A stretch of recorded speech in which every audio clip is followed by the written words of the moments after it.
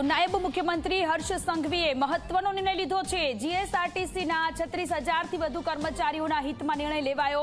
પદભાર સંભાળતાની સાથે જ જીએસઆરટીસી અધિકારીઓ સાથે તેમણે બેઠક કરી। તમામ કર્મચારીઓને હવે 10,000 એડવાન્સ મળવાના છે। અગાઉ ફિક્સ પગારના કર્મચારીઓને 5,000 એડવાન્સ મળવાના હતા, જે હવે 10,000 રૂપિયા કરી દેવામાં આવ્યા છે।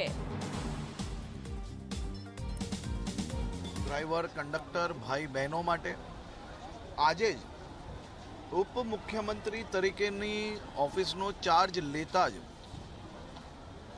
વાહન વ્યવહાર વિભાગની બેઠકમાં વિભાગના સૌ કર્મચારીઓ માટે 10,000 રૂપિયા જેટલા દિવાળીમાં પહેલાં જે ગયા વર્ષે ફિક્સ પગારવાળાને જ આ યોજનામાં 5,000 રૂપિયા સુધી હતું, આ વખતે બધા જ લોકો માટે દિવાળીના તહેવાર નિમિત્તે એડવાન્સ પગાર તો આપ્યો જ, વહેલો પગાર બી આપ્યો ને સાથે સાથે 10,000 રૂપિયા સુધી એડવાન્સ કોઈને બી જરૂરિયાત હોય તો એ જીએસઆરટીસી દ્વારા એ પરિવારજનોને દિવાળીની અંદર મદદગાર થવા માટે અને એમને સહયોગી માટે આ એક પ્રયાસ કરવામાં આવ્યો છે।